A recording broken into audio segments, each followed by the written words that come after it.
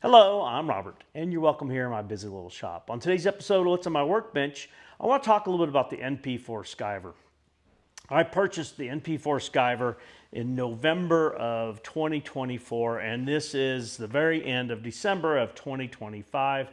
And I wouldn't say that I've used it a whole lot. There's probably people that in their shop, they've used the NP4 skiver in the last week, a cumulative amount of time as I've used it in the last year. And I've had a few people tell me I need to sharpen the blade on it. And I'm gonna put a little clip in there. I asked Vince at the Leather Machine Company, what do people do at the NP4 skiver that they probably don't need to be doing? And I'll let him explain what that is. So if you're sharpening, and a lot of people like to sharpen a little too much, the only time you should start sharpening this thing is when you put a piece of good under there and it starts pulling you different ways. Okay. So if it just zips right through, your blade is sharp as sharp can be. If you put it underneath there and you're seeing that it's pulling you and tugging on you, the blade needs to be sharpened. All right, I think I'm gonna go ahead now. I'm gonna sharpen this blade. And believe it or not, first time that I've sharpened the blade. And I took it to heart. He said that that's what people do, and it's been cutting fine. And I was doing a couple projects here not long ago, but it was some tougher leather.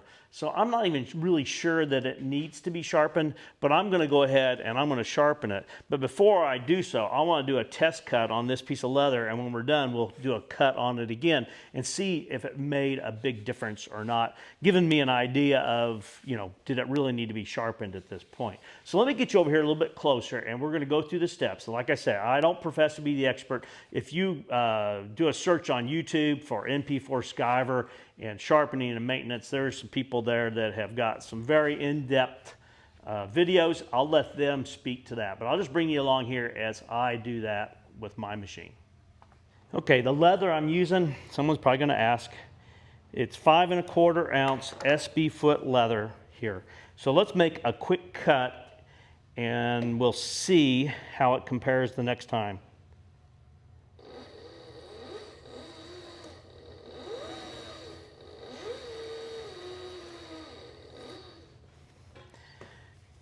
So I think, the cut really is pretty good. It's leaving a little brown fuzz here, so maybe it's trying a little bit harder, and you saw it took a little bit of an effort of me pulling to get it to start, and as a result, it's a little bit wonky here. And that was one of the things that Vince said, was that when it's pulling funny, that's the time to sharpen it. So we're going to go through the steps here as I know it, and I've watched 2 different videos, both of them by people that I think know quite a bit about the machine. And one of them said one of them doesn't put the secondary bevel that's on here. I noticed his video was older, from like 2017. Not saying that it's wrong, but maybe we've become more advanced. But I noticed on mine when it was new, and now you can still see there's a secondary bevel here. And we'll see if that plays into it or not. So what I'm going to do is I'm going to sharpen it this way. The next time I come around, I'm going to sharpen it without putting the secondary bevel on it to see if I notice much of a difference. So the way that it was explained to me to create the secondary bevel was that you needed to move the blade away from the sharpening stone to create that. But the way he started was to create the single bevel on there. So we're going to do that now. I'm going to apply some Sharpie to this cutting edge here.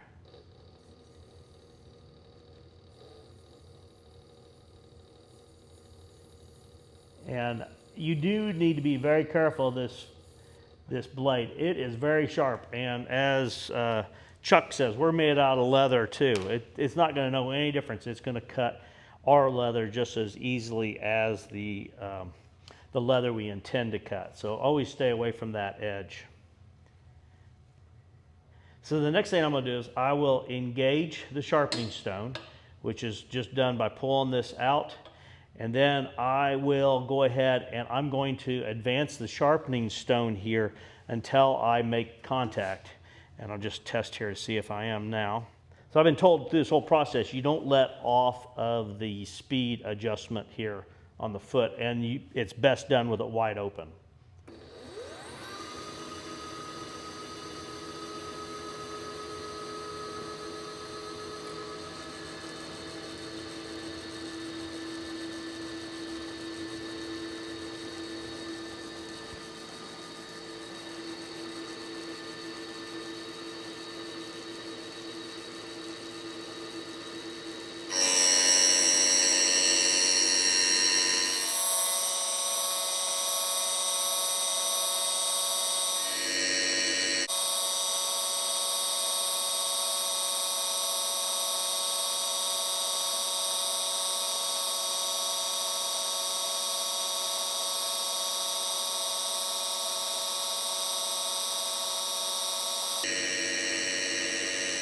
I was told that once the sparks diminish quite a bit, that we engage it just one more time until the sparks come out here about 6 or 8 inches.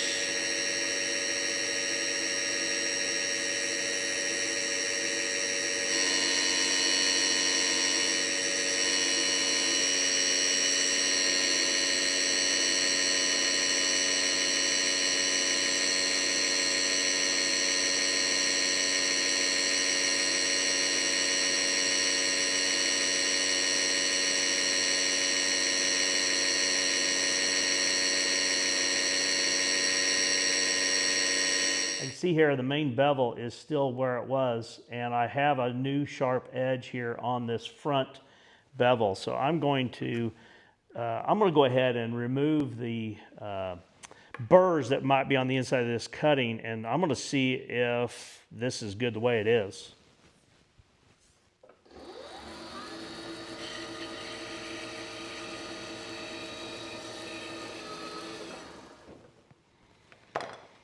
So I'm going to turn around here on this other side now.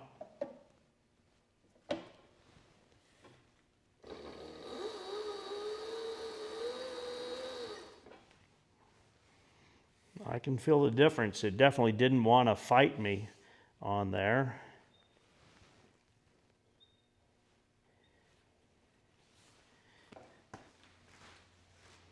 We'll test it one more time here. I cleaned it up here. I went ahead and cut that bevel off of one side. So I went ahead and cut the skive off of one side of this, and let's put it through here.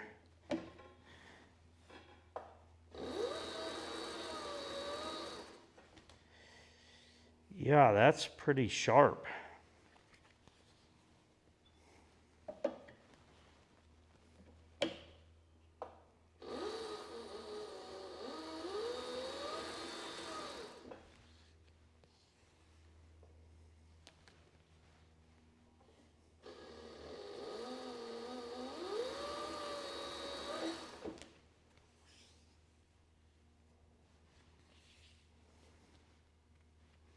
I think I'm going to stay with that. It sharpened the secondary bevel here. It is sharpened further into here than previously, but it did make a big difference on its cutting. I want to use something that's quite a bit thinner, and let's see what it does with that. 2.5 ounces. It may not even pick it up because that's pretty thin. Yeah, it's not even there yet.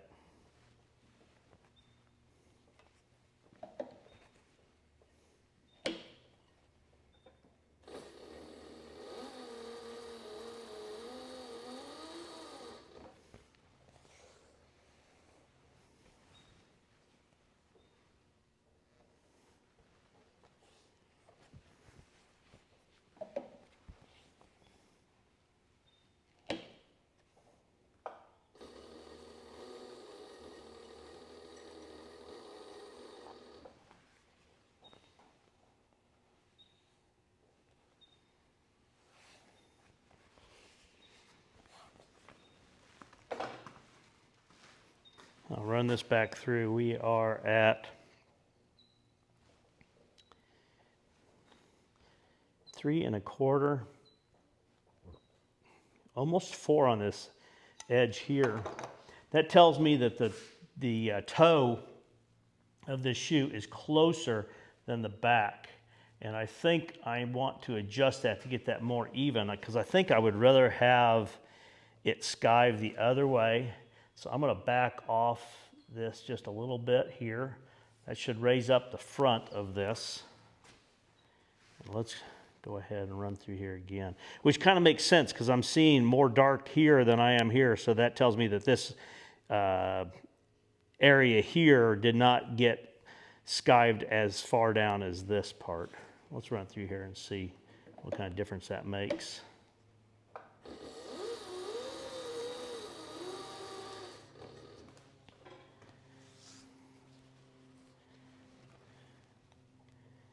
We are 2 3/4 out here and 2 in that spot.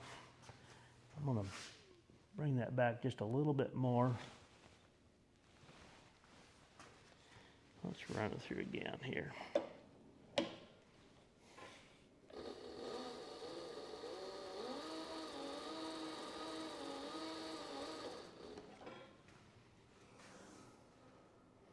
Which side was that on? That was on this side here.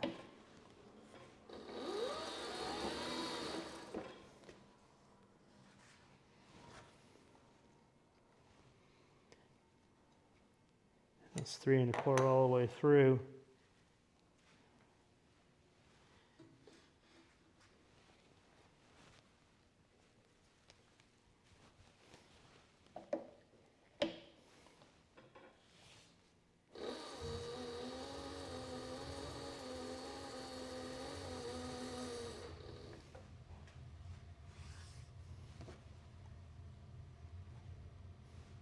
Two and a half.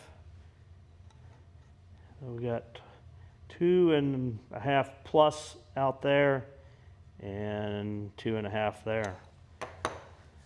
That's a fairly flat skive, pretty thin.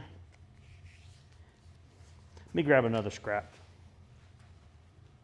This is that same material, and it's got kind of a, it was folded there probably. It's got kind of a funny bump there. We'll see what happens when we get across there. I've got this set down pretty doggone thin. I don't typically split or skive down that far.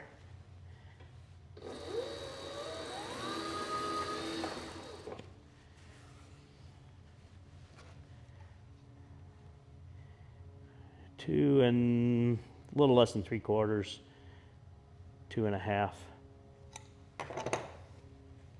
Tell you what, I think I'm happy with how it is cutting now. It did make a difference.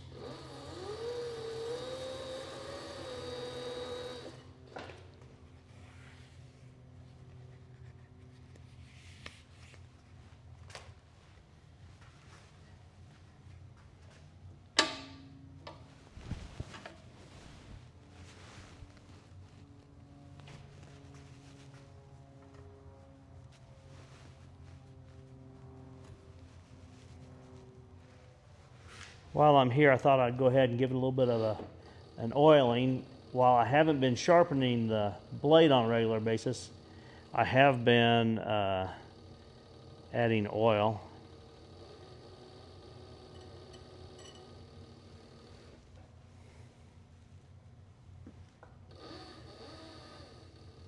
All right.